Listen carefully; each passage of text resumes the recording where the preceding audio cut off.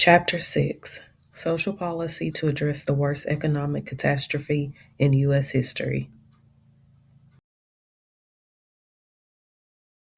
The Great Depression of the 1930s is still considered the worst economic event in U.S. history, but many still ask, what caused this? The stock market crashed in October of 1929.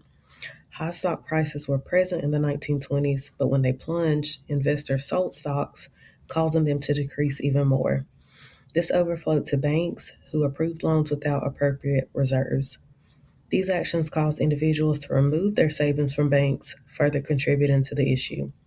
This collapse created a lack of resources for consumers. Businesses tried lowering prices to make items more affordable, but that caused what ended up being an increase to 25% of all workers being laid off. Many were ashamed of their living situations, especially white collar workers. Some lived in tents, shared apartments, pawned possessions, all while being afraid that others may become judgmental. Malnutrition and lack of medical care were also present. This combination of events also caused a increase in suicide rates. The main question that stood at the time was, could we ever recover with minimal knowledge about economic growth? The Great Depression is broken into 5 periods for better understanding of the social reforms created by Americans during and after the event, though they weren't strong enough to meet the needs nationally or in the Depression.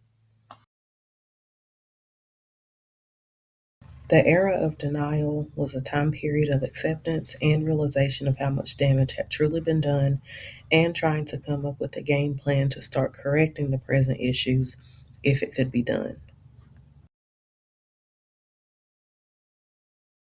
Franklin Roosevelt, along with several others, created work relief programs instead of cash assistance, which often encouraged businesses to pay their employees less. This was known as the period of emergency reforms.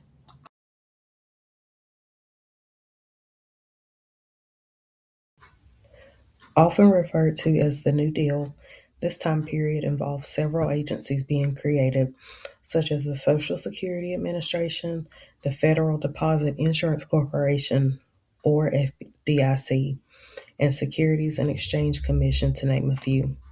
This period was known as the era of institutionalized reform.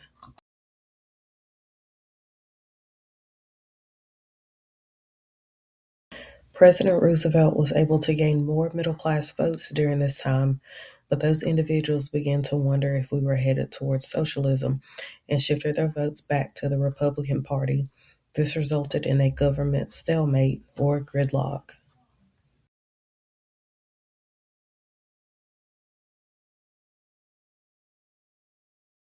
The era of pullback was during the end of the Depression. As mentioned previously, several social reforms occurred prior to and during the Depression, but some reformers were seen as communists, traitors, or radicals. Many African Americans still lived under Jim Crow laws in the South, working for white planters. Even though consumer goods were being mass produced in the North, it was still hard to obtain jobs. Latinos and Asians also faced discrimination in the West and Southwest. It comes as no surprise that many Americans supported the reduction of immigrants, and the Immigration Act of 1924 further confirmed these racist undertones as it completely prohibited Japanese immigration and listed quotas for all nationalities.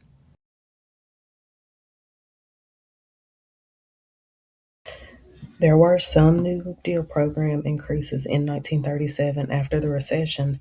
However, preparing for a possible war after seeing Hitler invade other countries, some New Deal programs ended.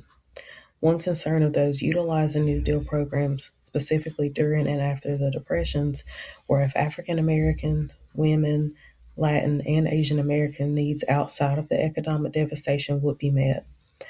I do see that some needs were met, but I also see that some forms of discrimination are in existence today.